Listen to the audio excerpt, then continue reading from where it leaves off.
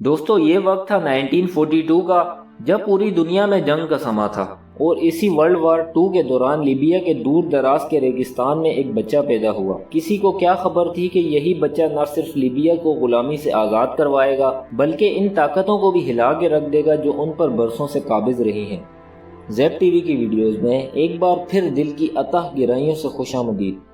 Muammar Mohammad Abu Minyar अल Gaddafi, जिन्हें दुनिया Gaddafi के नाम से भी जानती है। गद्दाफी इटालियन लीबिया में 1942 को पैदा हुए। इटालियन लीबिया दरअसल नॉर्थ अफ्रीका का एक इलाका था जो उस वक्त इटली के अंडर हुआ करता था। गद्दाफी को शुरू से ही इल्म था कि उनके मुल्क पर कुछ यूरोपियन ताकतें काबिज हैं, खास तौर पर इटली, क्योंकि कहा जाता है कि 1911 में जब इटली की फौजें लीबिया में दाखिल हुईं तो उस जंग में गद्दाफी के दादा को शहीद कर दिया गया। वर्ल्ड वार 2 के बाद ब्रिटिश और फ्रांस की फौजें लीबिया पर काबिज हो गई और उनका मकसद था कि लीबिया के 2 हिस्से कर दिए जाएं। लेकिन यूनाइटेड नेशन ने लीबिया में पॉलिटिकल इंडिपेंडेंस का हुक्म दिया और यूं 1951 में यूनाइटेड किंगडम ऑफ लीबिया की वफाकी हुकूमत वजूद में आई, जिसकी क़यादत मोहम्मद इदरीस नामी बादशाह ने की। दोस्तों इदरीस पहले ही मगरिब की तरफ झुका हुआ था। उसने आते ही तमाम पॉलिटिकल पार्टीज को बैन करते हुए तमाम पावर अपने हाथ ले ली। गद्दाफी शुरू से ही ज़हीन और अक्लमंद थे, इसलिए उनके वालिद की उनसे बेहद उम्मीदें थी और इन्हीं उम्मीदों के तहत उन्होंने अपने इकलौते बेटे को आला तालीम दिलवाने का फैसला किया, जो कि पहले इस शख्स के किसी खानदान ने न की थी। अपनी प्राइमरी एजुकेशन के बाद गद्दाफी फैमिली के हमरा लीबिया के शहर सबा शिफ्ट हो गए, जहाँ उनका एडमिशन सेकेंडरी स्कूल में करवा दिया गया। वहाँ गद्दाफी के असातिज़ा इजिप्शियन थे, इसीलिए गद्दाफी को अरब के बदलते हालात करीब से समझने का मौका मिला। दोस्तों गद्दाफी शुरू से ही इस्लाम को फरोग देना पसंद करते थे। उन्होंने एक बार एक होटल पर हमला कर दिया।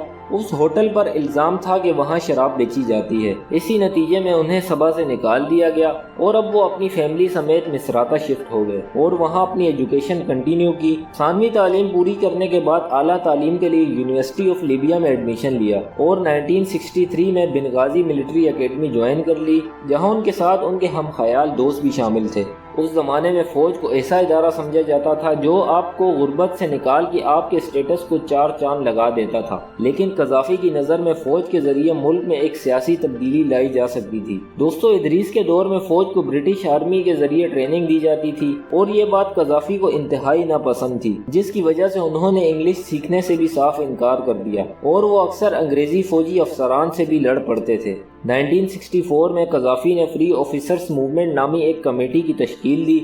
ये छुप के मिलते और अपनी अपनी सैलरीज में से इस कमेटी को फंडिंग भी करते। इस कमेटी के सरबराह गद्दाफी थे। वो तमाम मुल्क घूमते और अपनी इंटेलिजेंस को ताकतवर करते गए। दूसरी तरफ बादशाह इदरीस की हुकूमत वक्त के साथ साथ मजबूत हो रही थी और करप्शन इंतहा पर थी। उसका सारा ध्यान तेल पर था और अरब नेशनलिज्म इंतहाई गैर मकबूल होता जा रहा था। इसकी सबसे बड़ी वजह यह थी कि 1967 में इजिप्ट ने इसराइल से जंग हार दी थी और इसके जंग हारने की एक बड़ी वजह यह थी कि इदरीस की हुकूमत इसराइल को सपोर्ट कर रही थी और ये बात लीबिया की आवाम को सख्त नापसंद थी कि उनकी हुकूमत मगरबी दुनिया को सपोर्ट करती है।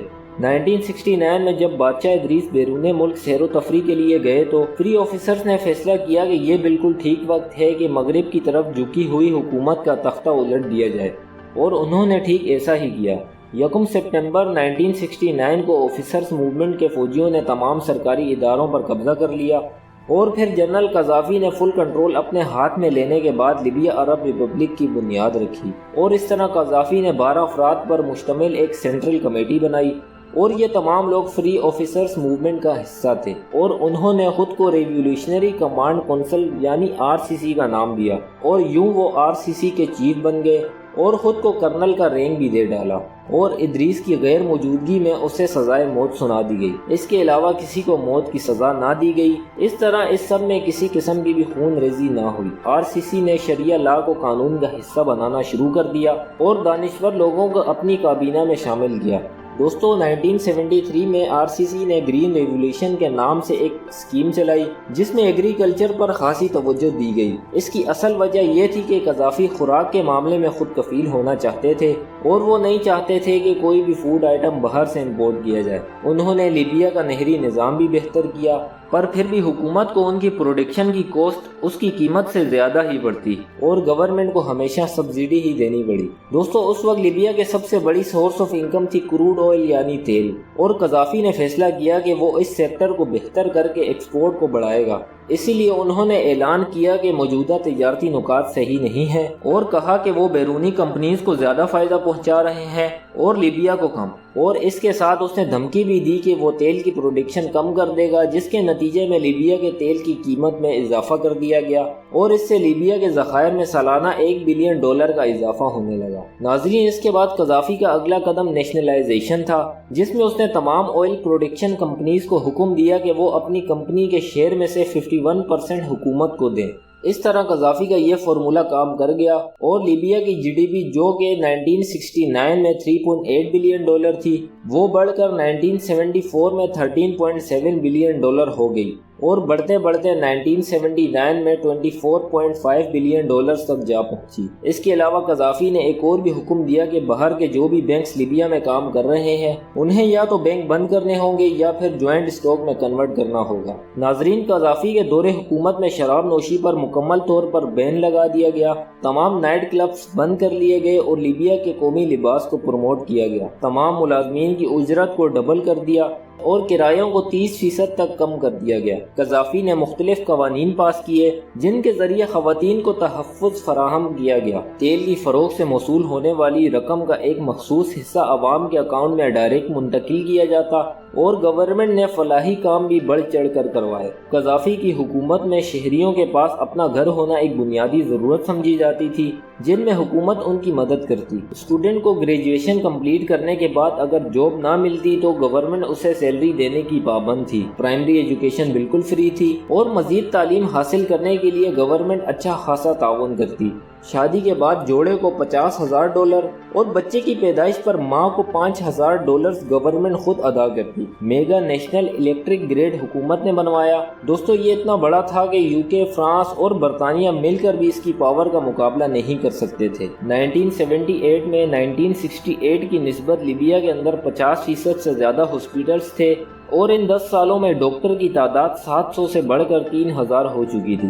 اس ملک پر کوئی بھی قرضہ نہیں تھا، بلکہ اس کے اپنے $150 ارب کے ریزرو تھے، جنہیں بعد میں مغرب نے ہتھیا لیا۔ دوستو، اب بات کرتے ہیں لیبیا کے سابق حکمران قذافی کے فورن ریلیشنز کی۔ دوستو، RCC کو فوری طور پر قریبی ممالک نے قبول کر لیا، جن میں سیریا، ایجپٹ، سوڈان اور عراق شامل تھے۔ اس کے ساتھ جنرل قذافی نے یوکے، فرانس، امریکہ اور سوویت یونین کو ملنے کی دعوت دی، کیونکہ یہ اس وقت کی بڑی طاقتیں تھیں۔ یوکے اور US نے دعوت قبول کرتے ہوئے RCC کی حکومت کو تسلیم کر لیا، کیونکہ انہیں لگتا تھا کہ ایسا کرنے سے بآسانی انہیں لیبیا میں ملٹری بیسز بنانے کا موقع مل سکتا ہے۔ لیکن ایسا بالکل نہیں ہوا۔ قذافی نے اپنی زمین کا سمجھوتا بالکل نہ کیا اور یوکے اور US کو حکم جاری کیا کہ وہ لیبیا سے اپنی فوجوں کو اٹھا کے گھر واپس جائیں، اور یوں 1970 کی دہائی تک یوکے اور US کے ملٹری بیسز ختم کر دیے گئے۔ اب اگلی باری اٹلی کے اثر رسوخ کی آتی ہے۔ اکتوبر 1970 میں اٹلی کے تمام اثاثہ جات جو کہ تیل کی تنصیبات کی شکل میں موجود تھے انہیں ضبط کر لیا گیا اور لیبین جیوز سمیت اٹلی کے 12,000 افراد کو بے دخل کر کے ملک سے نکال دیا گیا، اور اس دن کو آج بھی لیبیا میں انتقام کے دن کے طور پر منایا جاتا ہے، کیونکہ اٹلی نے ایک عرصے تک لیبیا کی عوام پر بے انتہا ظلم ڈھائے تھے۔ دوستو، US اور RCC کے بیچ شروع سے ہی کافی اختلافات تھے، جن میں سب سے بڑا اختلاف اسرائیل کا بننا تھا۔ قذافی کا کہنا تھا کہ اسرائیل کو عرب پہ زبردستی تھوپا گیا ہے، اور اس طرح قذافی نے کئی جہادی تنظیموں کو فنڈنگ کی، نہ کہ صرف فلسطین کی جہادی تنظیم کو بلکہ دنیا بھر میں وہ بہت سی تنظیموں کو بنا کچھ سوچے فنڈنگ کرتے۔ اس کے علاوہ قذافی نے پاکستان کو بھی ایٹومک پروگرام شروع کرنے کے لیے $100 ملین کی فنڈنگ کی، جس کی وجہ سے قذافی امریکہ کو مزید چبھنے لگا۔ قذافی کی خواہش تھی کہ وہ یونائٹڈ اسٹیٹس آف افریقہ کا قیام کریں۔ وہ افریقن ممالک سے کہتے تھے کہ وہ بیرونی شرائط پر امداد کو رد کریں۔ قذافی نے افریقن لیڈر سے مل کر افریقن یونین کی بنیاد بھی رکھی۔ قذافی نے یونائٹڈ اسٹیٹس آف افریقہ کی بات افریقن یونین میں بھی کی، جس کے ذریعے پورے افریقہ کا ڈیفنس سسٹم اور کرنسی ایک ہی ہوگی، جس میں وہ سونے اور چاندی کے سکوں پر تجارت کیا کریں گے۔ لیکن قذافی کا یہ خیال سیدھا سیدھا امریکن کرنسی کی موت تھا۔ اس کے علاوہ لیبیا نے چائنا، رشیا اور انڈیا سے بھی ان کی اپنی کرنسی میں اربوں ڈالر کی آئل آئل کی ڈیل کی تھی، جس کی وجہ سے امریکن ڈالر کی ویلیو کم ہو جاتی اور اس کے ساتھ ساتھ IMF اور ورلڈ بینک کا کنٹرول بھی ان ممالک سے ختم ہو جاتا، اور انہی دو اداروں کی وجہ سے امریکہ پوری دنیا کے ممالک پر نہ صرف اثر انداز ہوتا ہے بلکہ ان کو اپنی شرائط میں باندھ کے بھی رکھتا ہے۔ دوستو، اس سب کا ایک ہی نتیجہ نکلتا ہے جس میں تمام افریقی ممالک ورلڈ بینک کے قرضوں کے جال سے ہمیشہ کے لیے آزاد ہو جاتے، اور اس کے ذریعے امریکہ کا کنٹرول بھی تمام افریقہ سے خود بخود ختم ہو جاتا۔ اگر امریکہ اس سب کا حل جلد ہی نہ نکالتا تو یہ سوچ آہستہ آہستہ تمام دنیا کے ممالک میں ٹرین کر جاتی، اور امریکہ کبھی خواب میں بھی نہیں سوچ۔ لیبیا میں بے پناہ آئل کے ذخائر موجود ہیں اور قذافی نے انہیں نیشنلائز کر دیا، جس کا مطلب تھا کہ کوئی بھی بیرونی کمپنی یہاں آ کے آئل نہیں نکال سکتی اور نہ ہی اسے کنٹرول کر سکتی تھی۔ لیکن امریکہ، فرانس، برطانیہ اور قطر کو یہ آئل ہر صورت چاہیے تھا۔ اگلی وجہ یہ بھی تھی کہ قذافی ہمیشہ ویسٹ کو للکارا کرتے اور ان کے کسی قانون کو نہ مانتے ہوئے انٹرنیشنل موقعوں پر ان کی پالیسیز پر کرٹیسزم بھی کرتے، کیونکہ ان کا ماننا تھا کہ لیبیا کا ان کے ریسورسز پر مکمل اختیار ہے، وہ اسے جیسے چاہیں استعمال کرے، کوئی اسے ڈکٹیشن یا ہدایت بالکل نہ دے۔ قذافی کو اپنے فورن افیئرز میں بھی کسی قسم کی بیرونی مداخلت برداشت نہیں تھی، اور اس سب کی وجہ سے ویسٹ کو مستقل نقصان ہو رہا تھا اور یہ شخص انہیں کانٹے کی طرح چبھنے لگا۔ دوستو، قذافی نے مغربی ممالک کی آنکھوں میں آنکھیں ڈال کے لیبیا پر 42 سال حکومت کی۔ انہوں نے ہمیشہ مسلم کنٹریز کا بلاک بنانا چاہا، لیکن کسی ملک نے ان کا ساتھ نہ نبھایا۔ آخر اکیلے انسان کب تک لڑ سکتا ہے، اور پھر ایک دن ہر عروج کو زوال بھی تو ہوتا ہے۔ 2010 میں اکانومیکل اسٹیبلٹی کے چلتے افریقہ کے ملک تونسیہ میں گورنمنٹ کے خلاف پیسفل مظاہرے شروع ہوئے، جو بڑھتے بڑھتے ایجپٹ، سیریا، بحرین اور یمن تک جا پہنچے، اور ویسٹرن میڈیا نے اسے ہتھیار کے طور پر استعمال کرنے کا فیصلہ کیا اور مظاہروں کو عرب اپرائزنگ کا نام دیا۔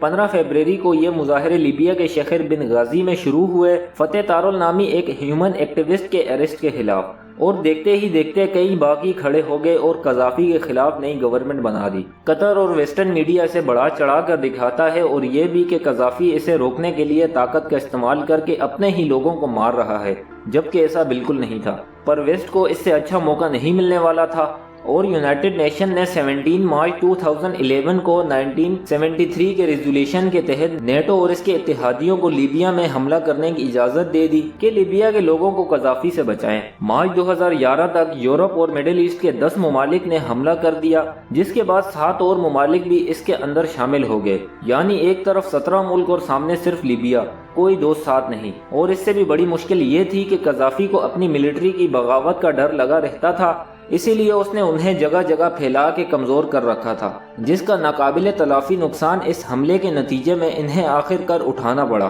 20 اکتوبر 2011 کو قذافی 20 گاڑیوں کے ہمراہ لیبیا کے شہر بنغازی جا رہے تھے کہ نیٹو فورسز نے ان کے فون سے انہیں ٹریس کر کے ڈرون کے ذریعے ان پر حملہ کر کے زیادہ تر کو تباہ کر دیا، اور قذافی اپنی جان بچانے کے لیے سیوریج کے بڑے پائپس میں چھپ گئے، لیکن باغیوں نے انہیں دیکھ کے انہیں باہر نکالا اور انتہائی بے دردی سے قتل کر دیا۔ دوستو، 2 دن تک قذافی کی لاش کو فریزر میں رکھا گیا، لوگ دور دور سے آ کے اس کا دیدار کرتے اور آخرکار ریگستان کے کسی نامعلوم مقام پر سپرد خاک کر دیا گیا، جس کے بعد لوگوں کی سمجھ میں ان کی یہ بات آئی کہ جب میں جاؤں گا تو لیبیا کی شان و شوکت اپنے ساتھ لے کے جاؤں گا، اور ان کی یہ بات سچ ثابت ہوئی، اور آج لیبیا 3 ٹکڑوں میں تقسیم ہو چکا ہے۔ ایک ہے درمیانہ حصہ جس میں تمام آئل کے ذخائر موجود ہیں، جس پہ لیبین آرمی کا قبضہ ہے۔ دوسرا نارتھ ویسٹ کا حصہ ہے جو گورنمنٹ آف نیشنل اکارڈ کے پاس ہے، جو امریکن سپورٹڈ ہے، اور تیسرا حصہ باغیوں کے پاس ہے۔ ان 3 حصوں کے علاوہ تمام قسم کی rival parties, militants, mafias, gangs, agencies اور دنیا بھر کی تمام غیر قانونی تنظیموں میں سے کوئی ایک بھی ایسی نہیں جو یہاں موجود نہ ہو، جو کہ قذافی کے دور حکومت میں ناممکن تھا۔ یہاں پر ہر کوئی آپس میں لڑ رہا ہے، سب آپس میں لڑ رہے ہیں صرف لیبیا کے آئل کے لیے۔ لیبیا پر نیٹو نے جنگ مسلط کی تھی لوگوں کو قذافی سے بچانے کے لیے، لیکن اس وقت جب لیبیا کے لوگ آئل پر قبضہ کرنے کے لیے ایک دوسرے سے لڑ رہے ہیں، اس بات سے یونائٹڈ نیشن کو کوئی مسئلہ نہیں، اور نہ ہی نیٹو فورسز کو، کیونکہ ان کا مقصد تو پورا ہو گیا۔ دوستو، اس بار لیبیا میں بے روزگاری، جرائم، قتل، کرائم ہر جگہ پر بس یہی نظر آتا ہے، اور ان کا حال پوچھنے والا دنیا میں کوئی نہیں۔ لیبیا کے لوگ آج بھی ان لوگوں کے منتظر ہیں جو انہیں قذافی سے بچانے اور اچھا مستقبل دینے آئے تھے۔ یہاں کے ہزاروں لوگ اپنی جان دینے کے بعد یہ سمجھ گئے ہیں کہ جب میں جاؤں گا تو لیبیا کی شان و شوکت اپنے ساتھ لے کے جاؤں گا، اور اس سب سے ہمیں یہ سبق ملتا ہے کہ دشمن ہمیں بنا کسی ہتھیار کے صرف سازشوں سے بھی توڑ سکتا ہے۔ اگر کوئی مخلص لیڈر آپ کے مستقبل کو بدل سکتا ہے تو اس میں عوام کی سپورٹ سب سے ضروری ہے۔ عوام کو اپنے حقوق و فرائض کو سمجھنا پڑے گا، اور اس انٹرنیشنل لیول کے پروپیگنڈا کو بھی، کیونکہ قذافی کی موت کے کئی سال بعد بھی ہالی ووڈ ان کی تذلیل کرنے کے لیے کئی قسم کی موویز اور ڈاکومنٹریز ان پر بنا چکا ہے، تاکہ سچ کبھی بھی دنیا کے سامنے نہ آ سکے۔ پر حق اور سچ کی یہی خاصیت ہے کہ آج نہیں تو کل وہ دنیا کے سامنے آ کے ہی رہتا ہے۔ ناظرین، آپ کی نظر میں قذافی کیسا لیڈر تھا؟ اپنی قیمتی رائے کا اظہار کمنٹ سیکشن میں ضرور کریں۔ آج کے لیے بس اتنا ہی، پھر ملاقات ہوگی ایک اور نئی ویڈیو کے ساتھ۔ تب تک اپنا بہت سارا خیال رکھیے گا۔ اللہ حافظ۔